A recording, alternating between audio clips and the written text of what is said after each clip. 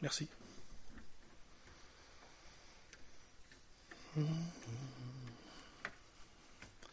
Voilà, est-ce encore besoin de dire que, comme d'habitude, le Seigneur a déjà parlé dans la présentation? Surtout avec le... Je ne voulais pas le mettre tout de suite, mais le mot gloire est apparu. Et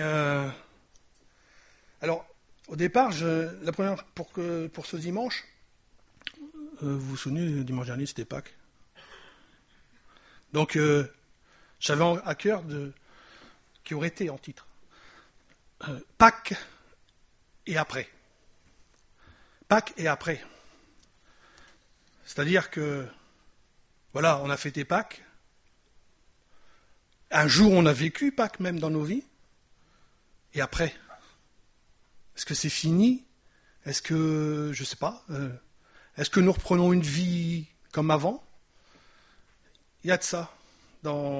C'est la première chose que j'ai eu à cœur. Et après, les choses sont venues, les choses se sont apparues, et jusqu'à encore hier, et ce matin même. Donc, la manifestation de la gloire de Dieu, 3 petits points. La manifestation de la gloire de Dieu.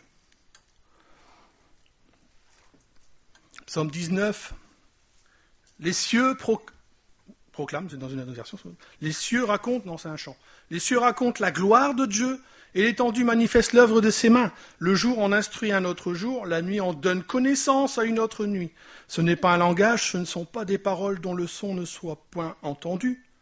Au contraire, leur retentissement parcourt toute la terre, leurs accents vont aux extrémités du monde, où il a dressé une tente pour le soleil, et le soleil, semblable à un époux qui sort de sa chambre, s'élance dans la carrière avec la joie d'un héros. Il se lève à une extrémité des cieux et achève sa course. À l'autre extrémité, rien ne se dérobe à sa chaleur. Dans ce psaume 19, on a tout de suite, ça commence avec les cieux qui racontent la gloire de Dieu, et l'étendue manifeste, ou met en évidence l'œuvre de ses mains. Ce verset du psaume 19 nous dit que les cieux qu'il a créés, sa création, racontent ou parlent de la gloire de Dieu, de sa présence, de son acte de créateur, de sa toute-puissance. C'est pour ça que l'apôtre Paul aussi dit que, dans Romains 1,20, en effet, les perfections invisibles de Dieu, sa puissance éternelle et sa divinité se voient comme à l'œil nu, où on pourrait... Moi j'ai fait copier-coller, donc vous avez tout. Donc, entre parenthèses, le mot, le sens, c'est se faire voir, se discerne, sont devenus visibles, rendus visibles à l'intelligence, percevoir clairement par l'esprit. C'est la définition du mot. Depuis la création du monde, quand on les considère dans ses ouvrages. Donc quand on y prête attention, quand on regarde, ou bien que l'on est amené à regarder vers. Quand on considère dans son ouvrage, on peut voir sa beauté, sa science, physique, mathématiques. Il y a des superbes choses sur Internet, vous pouvez aller voir. Allez voir j'ai oublié le nom. Mais il y a des chiffres dans la physique qui sont utilisés dans la création. Donc les mathématiciens même voient à travers ça qu'il y a un créateur. Le naturel, combien Emmanuel nous en parle, qu'il aime, comment le corps est fait et comment la création est faite. Et tout cela manifeste. Ils sont donc inexcusables, ceux qui le voient mais qui ne veulent pas reconnaître qu'il y a un créateur. Alors là, c'est une autre version, Amiote et Tamisier, je ne sais pas si quelqu'un connaît, j'ai oublié d'écrire les prénoms. J'ai bien aimé parce que ça dit vraiment le verset. Depuis la création du monde, ses attributs invisibles, donc de Dieu, de ce qu'il est, puissance éternelle et divinité sont par le moyen de ses œuvres, rendus visibles à l'intelligence. Tout ce que Dieu crée sert à manifester sa gloire. Tout ce que Dieu crée, lui, sert à manifester sa gloire. Tout ce que Dieu crée a pour but, et nous verrons, que nous sommes nous-mêmes son ouvrage, et donc créés pour un but, pour sa gloire.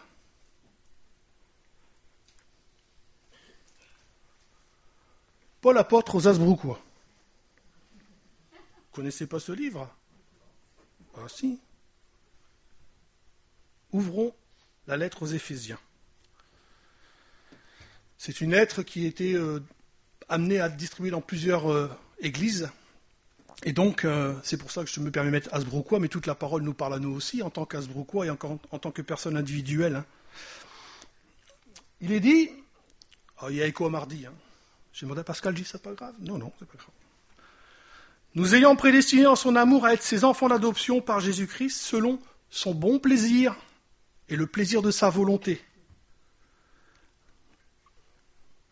à la louange ou pour la louange de la gloire de sa grâce qui nous a accordée en son bien-aimé, Jésus-Christ, que Dieu a répandu abondamment sur nous. Il y a des sauts de versets, donc c'est surtout pour les mots qui sont en noir. Hein. Répandu abondamment sur nous pour toute espèce de sagesse et d'intelligence. Tiens, on reparle de la sagesse et de l'intelligence qui vient nous faire connaître, nous faisant connaître le mystère, la révélation de sa volonté, selon le bienveillant dessein qu'il avait formé en lui-même, pour le mettre à exécution lorsqu'il est temps sera accompli de réunir toutes choses en Christ, celles qui sont dans les cieux et celles qui sont sur la terre. En lui, nous sommes aussi devenus héritiers ayant été prédestinés suivant la résolution de celui qui opère toutes choses, Dieu, d'après le conseil de sa volonté, elle y est déjà, afin que sa volonté,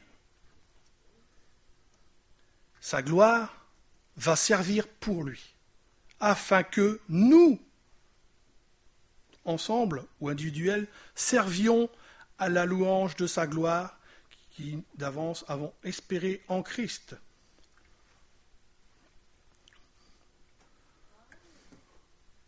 Dieu nous a acquis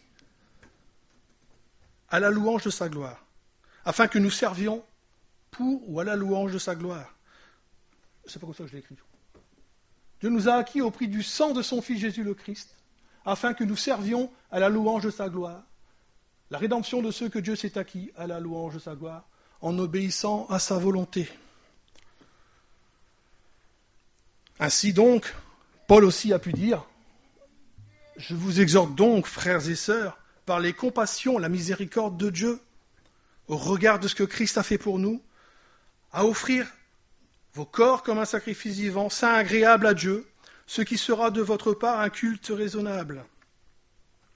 Ne vous conformez pas au siècle présent, mais soyez transformés par le renouvellement de l'intelligence, transformés par la connaissance de Dieu, de ce qu'il est, et bien sûr en montrant ce que nous sommes, ou ne sommes pas encore. Afin que, ici en bas, vous discerniez quelle est la volonté de Dieu, ce qui est bon, agréable et parfait. Donc tout ceci afin de le glorifier. Nous sommes sauvés et rachetés. C'est de lui et par lui et pour lui que toutes choses sont, et à lui soit la gloire pour les siècles des siècles. Qu'est-ce que la gloire de Dieu? Excusez-moi, je vais prendre le verre d'eau.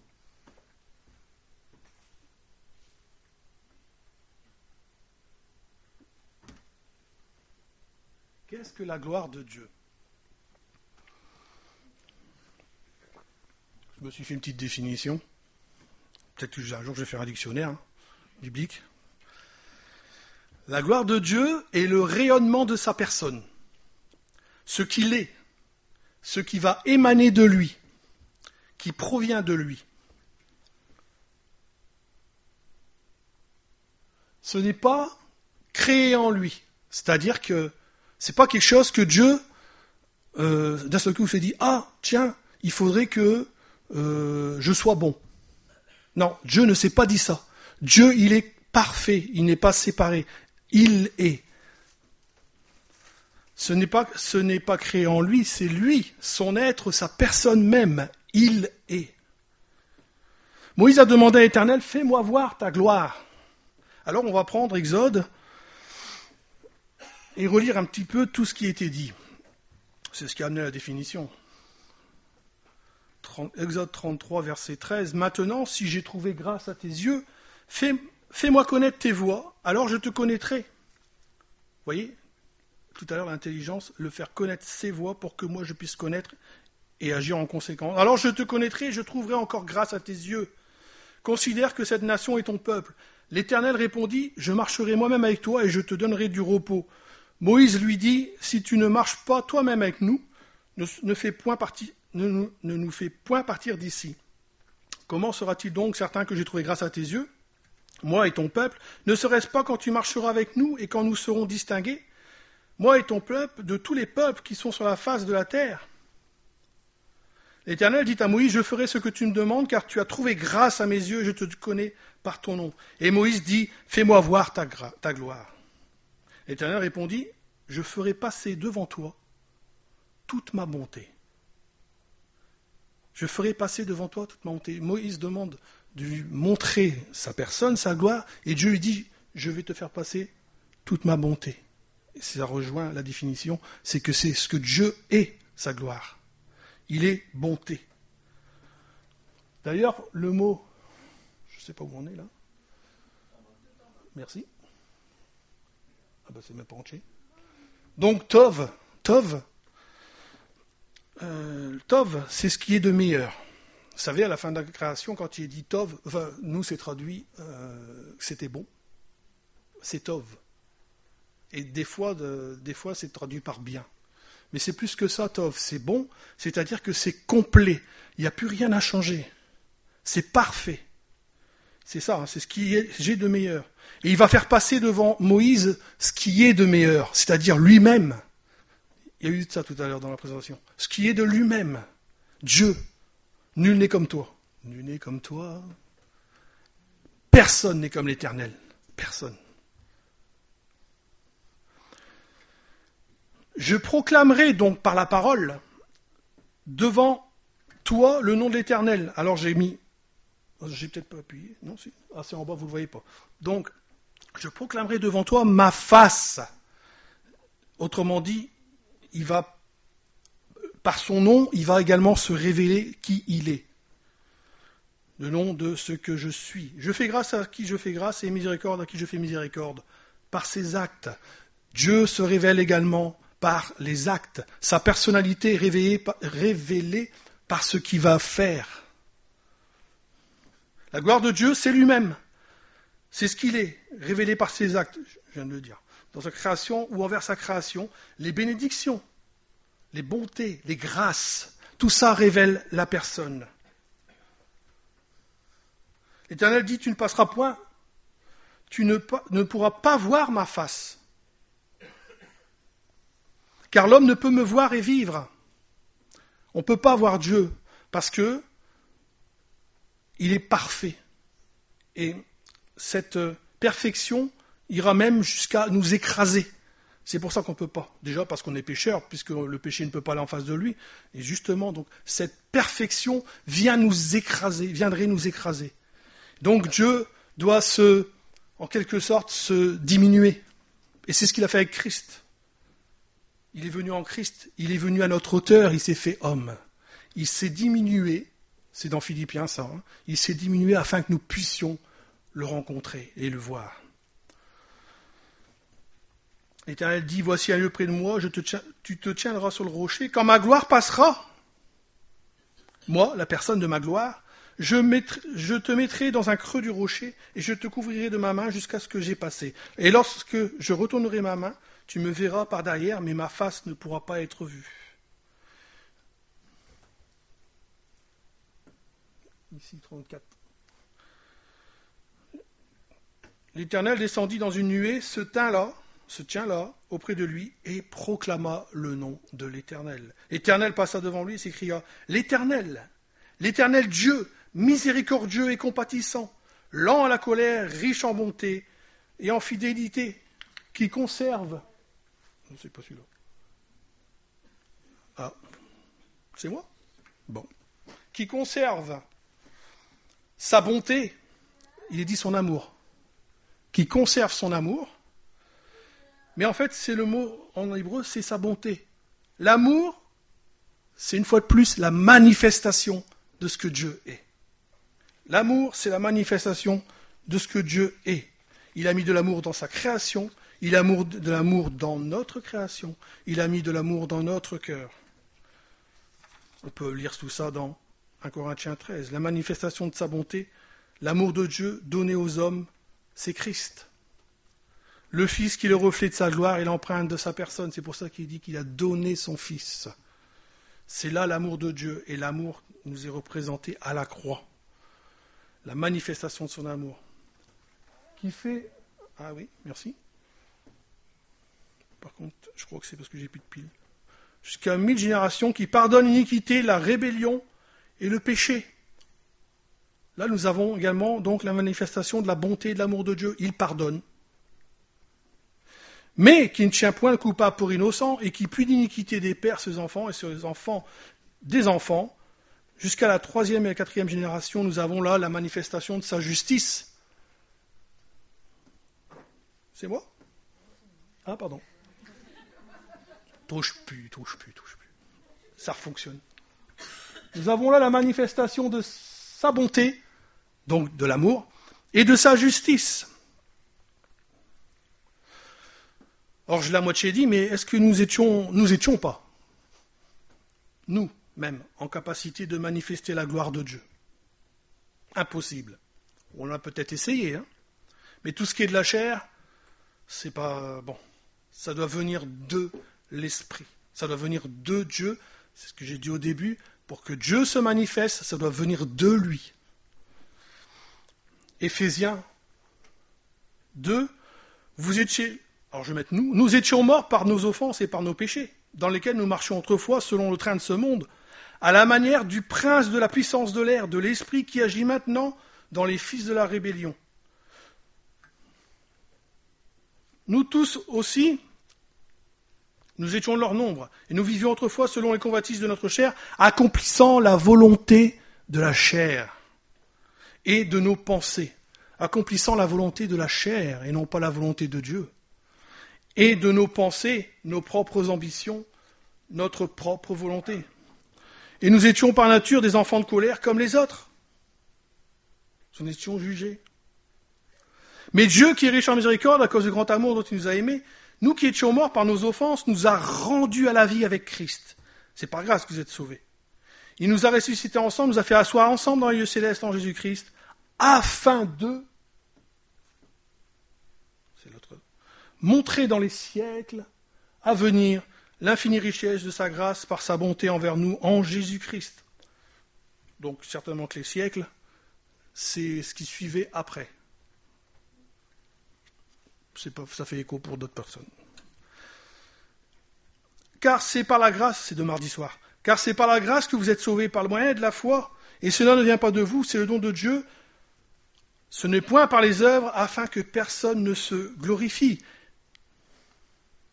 Car, c'est un verset très important, car nous sommes sa création. Nous sommes son ouvrage, ayant été créés en Jésus-Christ pour de bonnes œuvres que Dieu a préparées d'avance afin que nous les pratiquions. Nous avons été recréés. Nous sommes une nouvelle personne. Nous sommes une nouvelle créature. Nous sommes une création toute nouvelle. Et ceci pour de bonnes œuvres, afin que nous les pratiquions pour servir à la louange et à la gloire de Dieu.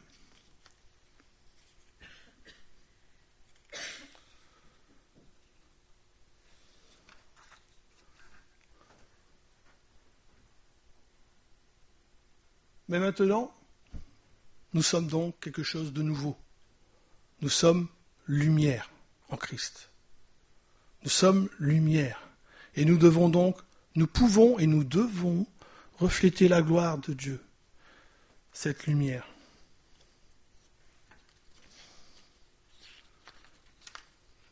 Je j'aurai un peu de temps. Il y a une parole qui fait écho que Dieu est court. Tout à l'heure, j'ai entendu, je dis, je vais prendre Éphésiens 5, verset Éphésiens 5, ou bien la lettre aux Esbrocos, chapitre 5, verset 8. Autrefois, vous étiez, ou nous étions, ténèbres, et nous pratiquions des œuvres de ténèbres.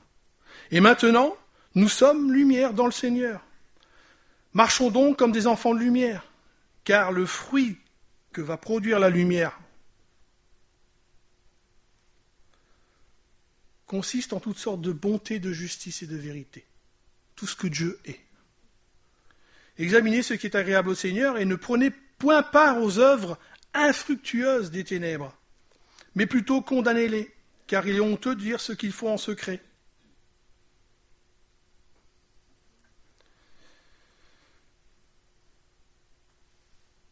Mais tout ce qui est réprouvé apparaît en pleine lumière, car tout ce qui est ainsi manifesté est lumière. C'est ce qui s'est passé avec Laurence. Elle a été manifestée le fait que, même si des fois tous les mots n'étaient pas dits, mais qu'en quelque part c'était de l'injustice et du vol. Et ça a été manifesté. Elle a glorifié, comme elle l'a dit tout à l'heure, elle a glorifié Dieu. Parce qu'elle a manifesté la lumière. Elle l'a manifesté aux yeux de cette personne qu'elle a été trouvée, la comptable, il me semble. Mais également, ça a dû être remonté certainement peut-être aussi plus haut, et ça va manifester aussi dans ses oreilles. Au patron, par exemple. Et donc, c'est ce qu'il faut faire. C'est ce qu'il faut faire. Mais seulement, mais c'est pas grave. Ah ben je l'avais affiché. La manifestation de la gloire de Dieu, 3 petits points, vous vous souvenez, au travers des épreuves. Alors là, c'est quand j'ai été dirigé dans 1 Pierre. Enfin, milieu de semaine, j'ai été dirigé dans 1 Pierre. Et donc, je vais ressortir j'ai appris, j'apprends. Je me suis dit, je dois lire tout ça. Comment je vais faire? Je vais aller chercher tous les versets et tout affiché. Alors j'ai fait, je pense que ça s'appelle une synthèse. Je vous dis, j'ai pas été beaucoup à l'école. C'est-à-dire que je vais vous faire un petit résumé. Je vais vous faire un résumé, mais en même temps, je vais essayer d'aller retrouver des versets. Parce que quand on manifeste la gloire de Dieu, on manifeste sa bonté, sa justice et la vérité. Et dans le monde, il y a du mal, de l'injustice et du mensonge. Et quand on vient, nous, enfants de Dieu, face à ces personnes qui veulent vivre ou bien utiliser l'injustice, le mensonge, alors vous commencez à être vus comme des imposteurs à leurs yeux, des malfaiteurs. Et on va commencer à vous calomnier. Il y a tout ça dans 1 Pierre. On va commencer à vous calomnier. Parler mal de vous alors que vous faites le bien. Assez étrange. Mais ne crains rien. Dieu est avec toi. Et en plus, il y a de la grâce et de la gloire dans tout ça. Je vais vous lire donc la petite synthèse. Est-ce que j'ai mis quelque chose? Ouais. Première épître de Pierre, résumé, volonté de Dieu et épreuve. À la lecture, oui, ça me revient. Quand on lit la lettre de 1 Pierre, vous allez voir qu'il y a dans plusieurs endroits, c'est marqué « afin que ». Afin que. Ça veut dire que toute chose, c'est pour ça qu'au début je vous disais, que toute chose que Dieu, tout ce qui se passe dans notre vie d'enfant de Dieu, c'est voulu ou permis par Dieu, et ça va aboutir à quelque chose. C'est afin que.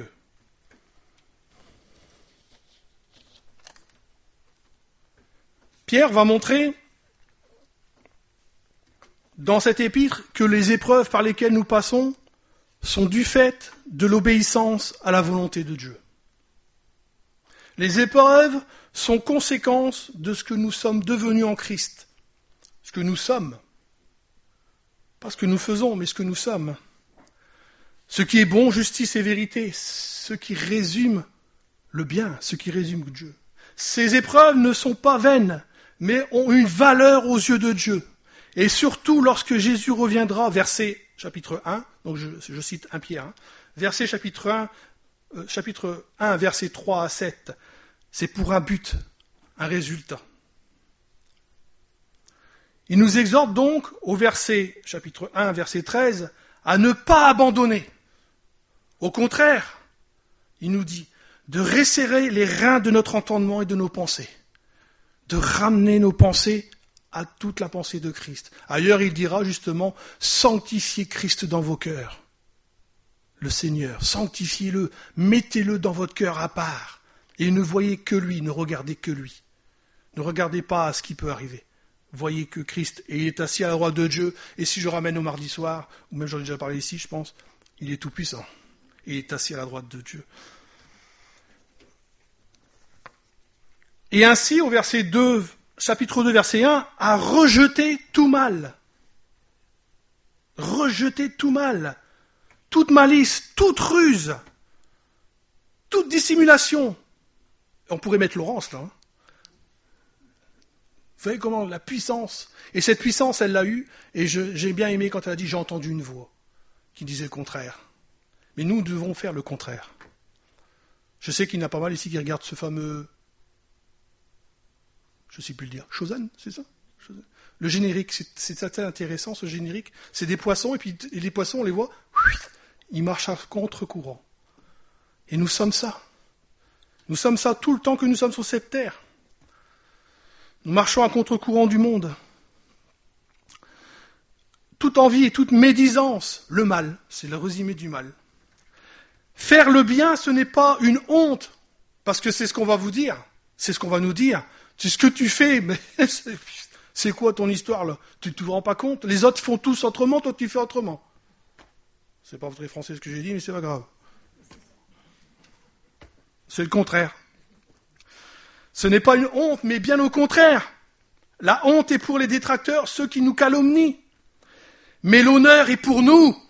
Amen. L'honneur est pour nous, verset 2, chapitre 2, verset 6, qui est un rappel du chapitre 1, verset 7. Au verset chapitre 2, verset 9, ça nous rappelle Exode, que j'ai lu tout à l'heure. La proclamation de son nom, sa personne. Nous sommes représentants de la personne de Jésus-Christ sur cette terre. Vous êtes lumière. Vous êtes ambassadeurs. Merci frère. Nous sommes des représentants. Et si nous ne le faisons pas, qui le fera? Comment seront-ils, dit l'apôtre Paul?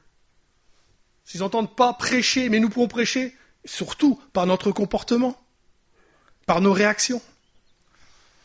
Pas qu'au micro. Les vertus comme au psaume 19, les vertus de celui qui...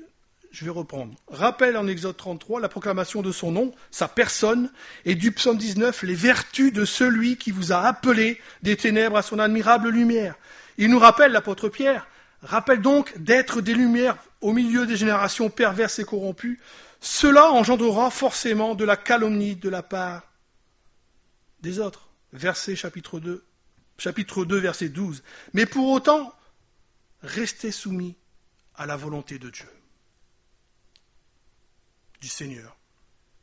Verset chapitre 3. Chapitre 3, verset 13, j'ai mal écrit à chaque fois. Car, chapitre 2, verset 15, il faut suivre. J'ai failli tout mettre là, mais ce matin, j'ai dit 9h15. Ce matin, j'ai dit non, c'est pas la peine. C'est la volonté, suivez sur votre Bible. C'est la volonté de Dieu qu'en pratiquant le bien, on réduit au silence des hommes ignorants et insensés. Ils sont dans les ténèbres. Combien ce que a fait Laurence va éclairer dans les pensées des personnes la vérité? Combien?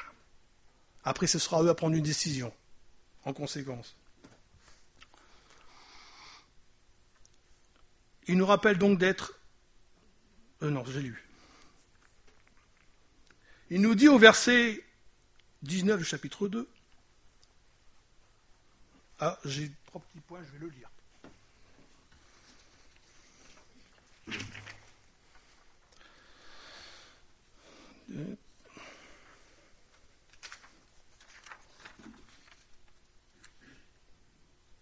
Rejetant donc, je l'ai lu, rejetant donc toute malice, chapitre 2, verset 1. Rejetant donc toute malice et toute ruse, admiration, l'envie et toute médisance.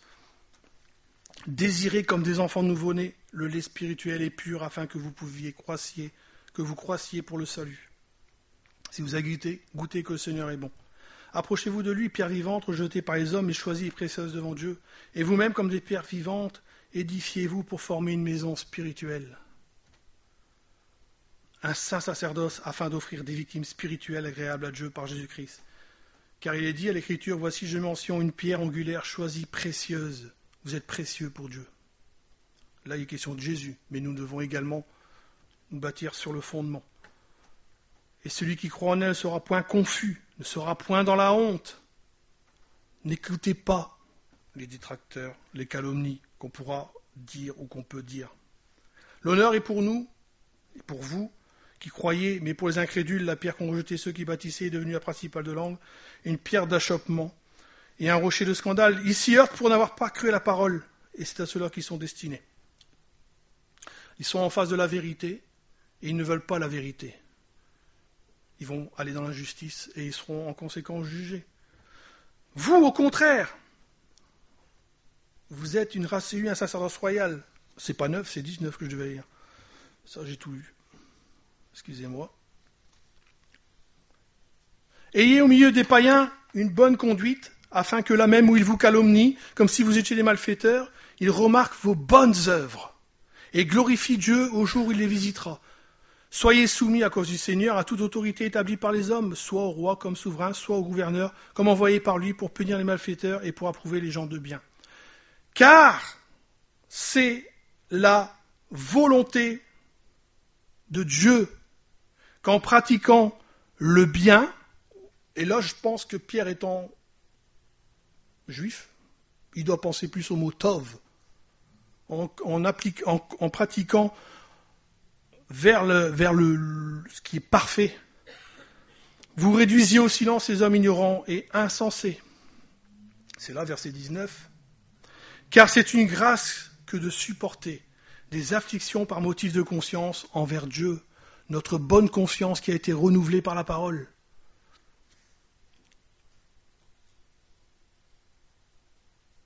Quand on souffre injustement. En effet, quelle gloire a-t-il à supporter de mauvais traitements pour avoir commis des fautes ? Mais si vous supportez la souffrance lorsque vous faites ce qui est bien, c'est une grâce devant Dieu.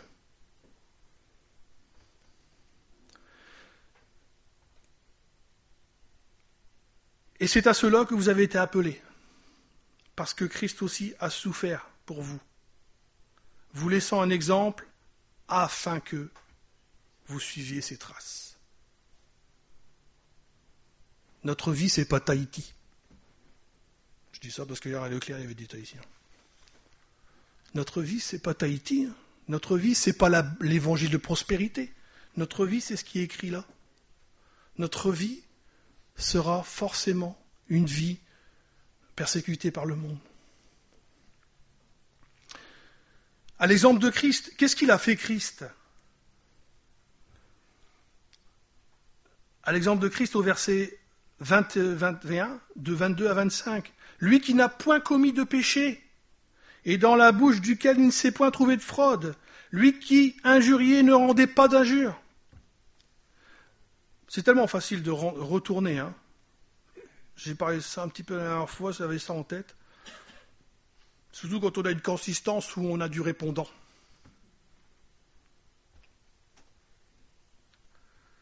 J'ai envie de faire ça. Je pense que vous avez compris.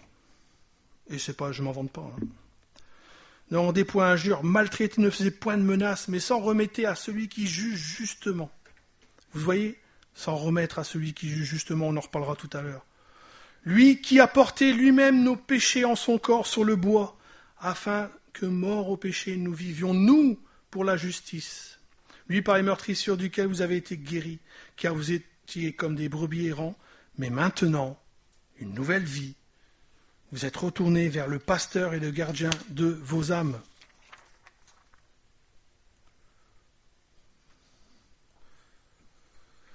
Ne rendez point mal pour mal ou injure pour injure. Bénissez au contraire. Vous savez, il y a aussi ce mot important dans 1 Pierre. Au contraire.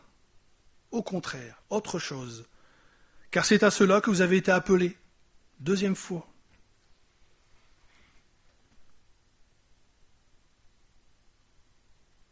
Vous avez été appelés à souffrir. On a été appelés à souffrir. Pour la vérité. Hein. Pas pour justement avoir fait si on a fait le mal. C'est ce qu'il disait avant. Car c'est à cela que vous avez été appelés afin d'hériter la bénédiction. Car les yeux du Seigneur sont sur les justes. C'est un réconfort là. Les yeux du Seigneur sont sur les justes, ceux qui vont accomplir la justice. Et ses oreilles sont attentifs à leurs prières ou à des supplications. Mais la face du Seigneur est contre ceux qui font le mal. Là, nous avons un réconfort pour dire que le Seigneur, même dans ces difficultés qui pourraient venir ou qui sont là, du fait d'être des lumières dans ce monde, il est présent et il écoute. Il nous exhorte à ne pas être surpris de ces épreuves et tribulations. Christ ayant souffert lui aussi contre le péché, chapitre 3, verset 18, et nous exhorte nous aussi à souffrir dans la chair contre le péché. Chapitre 4, verset 1, contre le mal, contre l'injustice, contre le mensonge. Tout l'inverse de la bonté, la justice et la vérité. Ils vont trouver étrange, ils vont calomnier, mais ils en rendront compte à celui qui va juger. Chapitre 4, versets 4 à 5. Au chapitre 4, de 1 à 2, il nous rappelle de ne pas être surpris. Vous voyez, à beaucoup d'endroits, il dit « Ne soyez pas surpris ». Ne soyez pas surpris. C'est normal, c'est la norme. Parce que vous êtes hors norme, c'est la norme que nous sommes persécutés ou dans l'épreuve. Rappelons-nous toujours que si nous souffrons, c'est pour Dieu, c'est pour Christ. C'est pour ça qu'il disait de sanctifier, je l'ai dit tout à l'heure, dans nos pensées, Christ. Et au chapitre 4, versets 13 à 17, il nous dit que nous portons un très beau nom, je vais rajouter, le nom de Christ. C'est pour ça que des fois, on va vous traiter de chrétien. Au chapitre 4. Cette semaine, j'ai su, par un autre collègue, qu'un nouveau collègue est arrivé. Ils ont parlé ensemble, moi j'étais pas là, je sais pas. Et ils sont venus à parler de Jésus. Et, il m'a rapporté ça aux oreilles, c'est pas bien. Hein. Mais ce jeune collègue qui est arrivé, il va dans les festivals e-fest. Il a commencé à chanter une petite chanson. Bon, en parlant de Jésus, je ne vais pas vous le citer. Enfin, bien que je peux pas que je le cite, mais dire le propos qui m'ont été rapportés, donc forcément, ça se retournait vers moi. Mais quel bonheur! Quel bonheur! Vous êtes heureux quand on vous traite de chrétien? D'enfant de Dieu? Jésus, donne-nous du vin. Dans sa petite chanson. Jésus, donne-nous du vin. J'ai dit au collègue, c'est dommage que c'est pas lui qui est venu me voir. Parce que je l'aurais pris. Non. Je lui aurais dit, mais tu as raison. Je peux me permettre de boire à la coupe de vin de Christ. C'est pas merveilleux? Nous pouvons aller boire à sa coupe. Lui ne peut pas. Toi, tu peux pas, je dirais. Par contre, il y a une autre coupe qui attend tout le monde. La coupe de la colère de Dieu. Et voilà un petit peu, c'était par rapport à ces propos de, voilà, on nous traite, on nous calomnie. Parce que on veut faire des choses justes. On veut faire des choses justes. Bon, je pourrais donner des témoignages aussi, mais c'est pas peut-être pas le moment. Quand vous allez faire la vérité, vous savez, c'est ça ce verset, c'est très important. C'est pour les futurs mardis, mais ça me revient. Et ça revient quand on a entendu, quand Laurence a entendu cette petite voix qui dit non, va pas. Il y a quelque chose de plus puissant qu'elle qui a dit je vais. Et je ne sais plus à quel endroit dans la Bible il dit que nous avons de la puissance pour la vérité. Nous n'avons pas de puissance pour l'injustice, mais nous avons de la puissance pour la vérité. Ne crains pas. Agis comme un enfant de Dieu. c'est le Seigneur qui va mettre ta puissance en toi pour pouvoir agir selon la vérité. Ce qu'a vécu Laurence. Merci Laurence pour les exhortations. Et les personnes en face se rendent très bien compte. Il y a quelque chose qui vient dans leur pensée, ce que je disais au début, qui vient vraiment dans leur pensée pour... ils ne peuvent pas aller contre la vérité. C'est aussi un écho cette semaine que je parle avec un... Je parle de tout ça avec des non-croyants. Hein.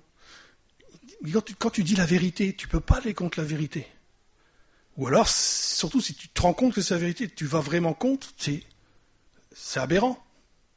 Et la plupart du temps, ils sont scotchés, ils sont cloués, ils ne peuvent plus rien dire.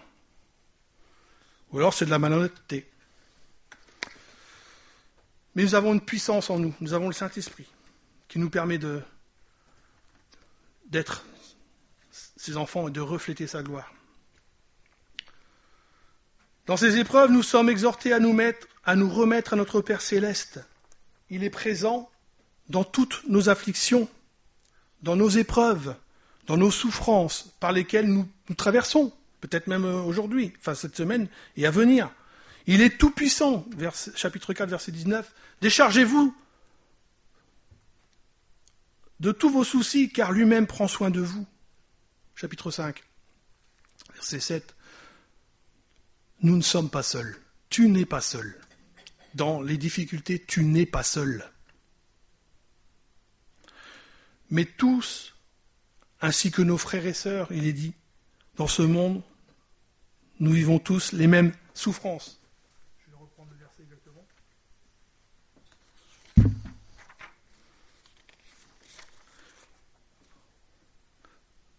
Soyez saufs, chapitre 5, verset 8, soyez saufs, veillez, votre adversaire le diable rôde. On n'est pas des fous non plus, hein. On n'est pas des insensés. Au regard de la Bible, dans la sagesse, les mots. Il faut être sur nos gardes, hein. Pas faire n'importe quoi, il faut de la sagesse. Mais, parce que justement, le diable rôde. Et il va essayer maintenant, parce que dans ce monde, en France, on a encore, je dirais, bon, est-ce que c'est de la chance? Oui, mais une grâce, on va dire, alors, de ne pas avoir la persécution telle qu'il y a dans d'autres pays. Donc, ils vont user de la ruse, forcément, ils vont user des stratégies pour essayer de nous faire tomber, de nous faire s'écrouler dans les pensées. Et c'est pour ça qu'il dit, veillez, prenez garde, votre adversaire le diable rôde comme un lion rugissant, cherchant qui il dévorera.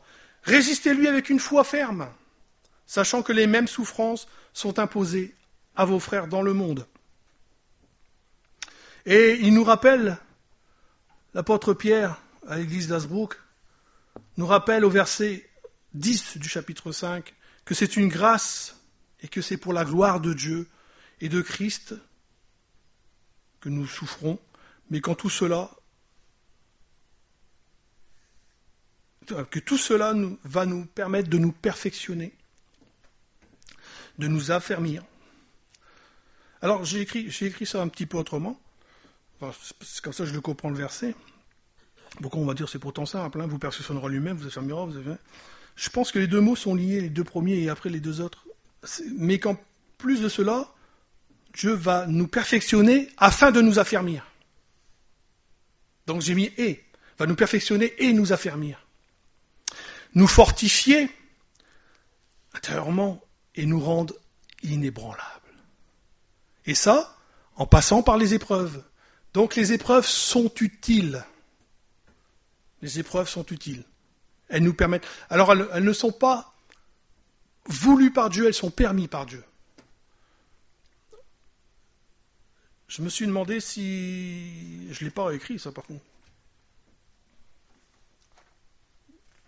Mais à plusieurs endroits, il est dit que... Ah oui, ça me revient. Si c'est la volonté de Dieu, c'est pas la volonté de Dieu.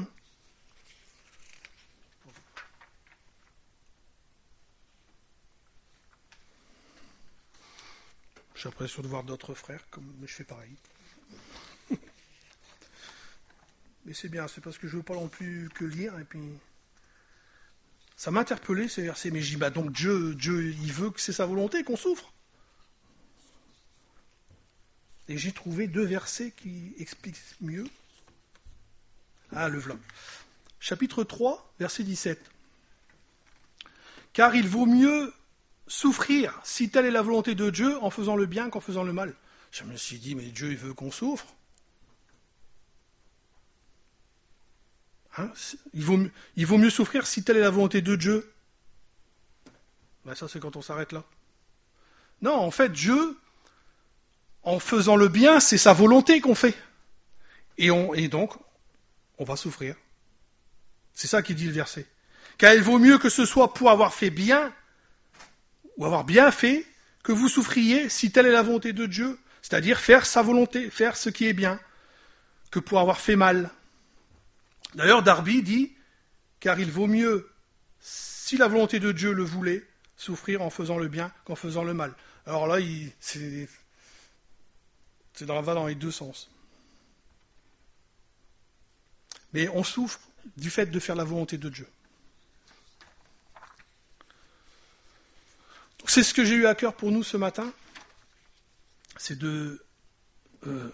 si je reviens sur Pâques, et donc après, c'est pas fini.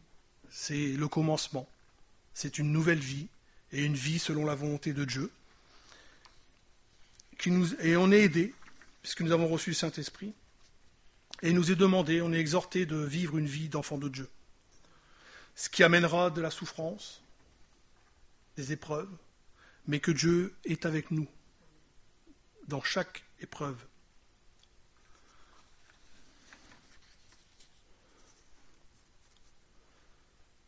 Je vais terminer en lisant le verset, chapitre 5, verset 11.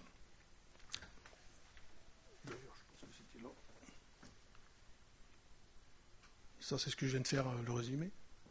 Le but, afin que, de Dieu toute grâce vous a appelé en Jésus-Christ à la gloire éternelle, après que vous aurez souffert un peu de temps, vous perfectionnera, je l'ai lu tout ça. Ah, c'était en dessous. À lui soit la puissance et la gloire pour des siècles et des siècles. Amen. On peut dire Amen ? Amen. Voilà. Merci.